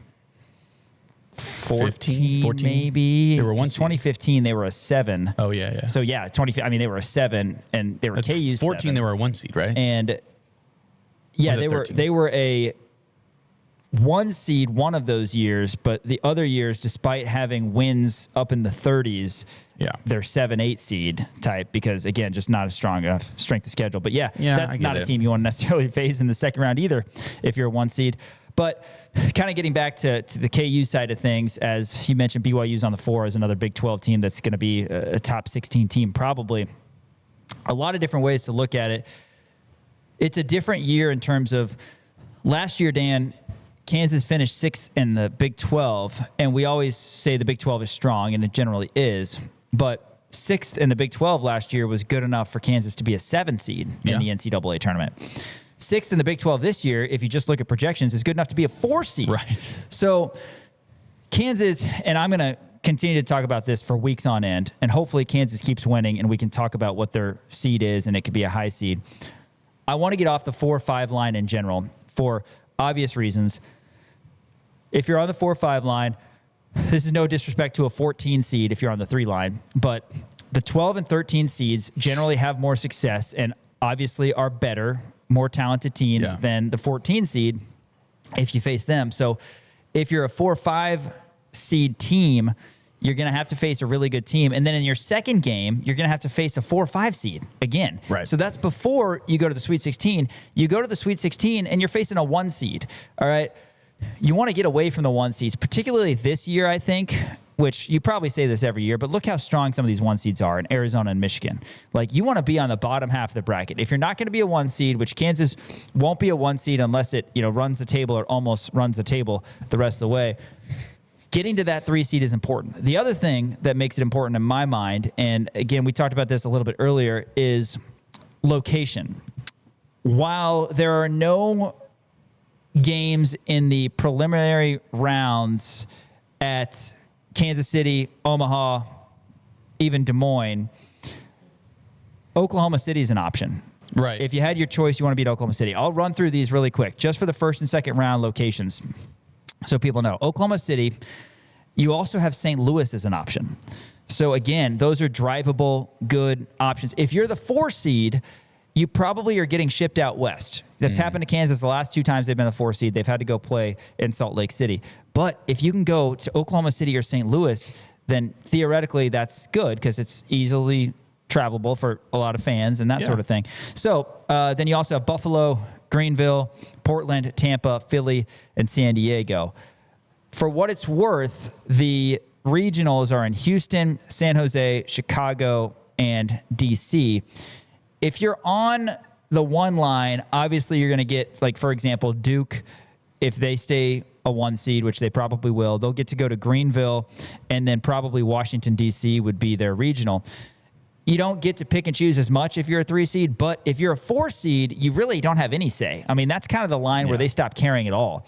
If you get to the 2 or 3 line, then they're going to give you a prime location, right? Which is why I say don't read into opponents too much, who Kansas might play. You just want to look at the seeds. So in this scenario, and also, when you look at upsets, typically you're looking at the 7-10s, right? But you're also looking at the 5-12s. So 5-12s just feel like every single year that there's some kind of upset. So if Kansas drops down to a 5, all of a sudden you're in trouble, right? Well, so you want to get off that 4 or 5. Yeah, absolutely. And again, not that a 14 can't upset a 3 or anything like that, but yeah, the 5 seeds and even the 4 seeds tend to go down more often because they're facing stronger teams. So when I look at bracketology, I look at obviously what seed is Kansas. Occasionally I'll peek at the location, but again, that won't matter. If you're able to get to a 3 seed, I can't stress this enough, you could play in Oklahoma City or in St. Louis because they'll say, hey, they're a top 12 team. They're going to get a prime location for those first 2 rounds, and that could be helpful. If you're a 4 seed, again, Lenardi has Kansas and Philadelphia.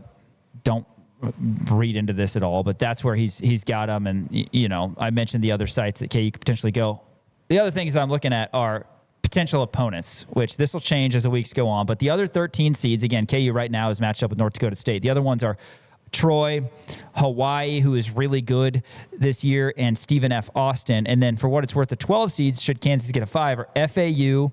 They went to the Final Four not that long ago. Liberty is a 12. Belmont is a 12. Yale is a 12. Those are teams you're used to seeing in the NCAA tournament. Those are teams who, yes, they shoot a lot of threes. They play fast. Want to avoid those. Just solid programs, solid teams as expected. So you really want to stay off that 4 or 5, especially the 5, right? But 100%. I don't want to be facing the 1 seed before the Elite 8 either. Right. So if that has to happen, Kansas is going to need to be a 2 or a 3 and then go from there. But so many opportunities, and I guess, I don't know if you have an opinion on this. Does it matter where Kansas finishes in the Big 12? In theory, yes. But at the same time, what if all of these teams finish about, you know, say Arizona goes 16-2 and Houston goes 16-2, and then Tech, Iowa State, BYU, and Kansas are 13-5. Yeah. And KU gets the 6th seed in the tournament for something like that. Like, I don't think you can look at it the same as you even looked at it last year, which is KU gets the 6th seed in the Big 12 tournament, should that happen, or something similar to that, and they would be a 7th. You know, you're going to be a higher seed, I think. But it wouldn't hurt Kansas to be a higher seed in the Big 12 tournament, and I think they can legitimately finish higher than at least 2 of Texas Tech, Iowa State, BYU. Yeah. And again, if you beat BYU on Saturday to kind of full circle this, then that would be big, because the higher your seed is, I mean, that matters, resume matters, tiebreaker matters, then you're going to be noticed, and they're going to look at that, or the committee, and we'll have to see. You don't want Kansas finishing on that 6th line, though, in the Big 12 tournament like they did. I think you're going to have to hop a couple of these teams at least if they want to be having a shot at a 3 or higher seed. You might have to hop 3 of them. Yeah, that's the thing, is you look at the 3 seeds right now, 2 of them are Big 12 teams, right? Texas Tech, they're sitting at a 3 line right now. They did jump up because they have looked really good. Houston fell to a 3 seed. I think Kansas, if they beat both of those squads, you could, in theory, jump both of them and get up into a 3 seed. Gonzaga's not going to lose to anybody else. Gonzaga, they're playing high school teams out in Washington. It's just, that's the way that the world works, whatever you're talking about Gonzaga. And then you're looking at the other 3 seed, you got Purdue. And I think Purdue could potentially collapse and drop to a 4 or a 5 line. Early in the year, they were projected number 1 overall. They've lost a few games. They allowed a 40-point game from a freshman from Illinois. I could see them crumbling. So it's not out of the realm of possibility that Kansas does jump up to a 3 spot. I think it's really doable, but you have to beat 2 of those 3 seeds that are projected 3 seeds right now. Yeah, I think so. And again, there's going to be some cannibalism. Is that cannibalization? I feel like I've heard Cannibalization of the Big 12 in terms of the Big 12. Beat up on each other. So the thing is, if you finish 6th in the Big 12, then that's 5 teams that theoretically would be higher seeds than you in the NCAA tournament, which means that only 6 other teams across the rest of college basketball could also be better. So you really can't have that. So I'm thinking, kind of getting back to what I was saying, that Kansas really needs to be a top 4 team at worst to try to get the 3 seed. Again, 3 seed, I say it's important to me. Is it actually important? I don't know. Probably not. It's going to Kansas fans travel regardless. It's going to come down to matchups. Yeah, you want to theoretically get the close location and all that, and certainly you want the better seed, further away from the 1 seed, all that. But it's fun to talk about bracketology here on Rock Chalk Sports. That's going to do it today. Tomorrow, of course, we're going to have the California kid himself, Henry Greenstein, KUSports.com, LJWorld.com. Plus, we'll have our KU mailbag segment. We're going to hear some exclusive post-game interviews, KU K-State as well. And, thanks for watching on KansasNation.com. A shout-out to Elijah Schmidt running the operations. For Dan Courtwright, Sean Kellerman saying thanks for listening on ESPN Kansas City and watching on KansasNation.com.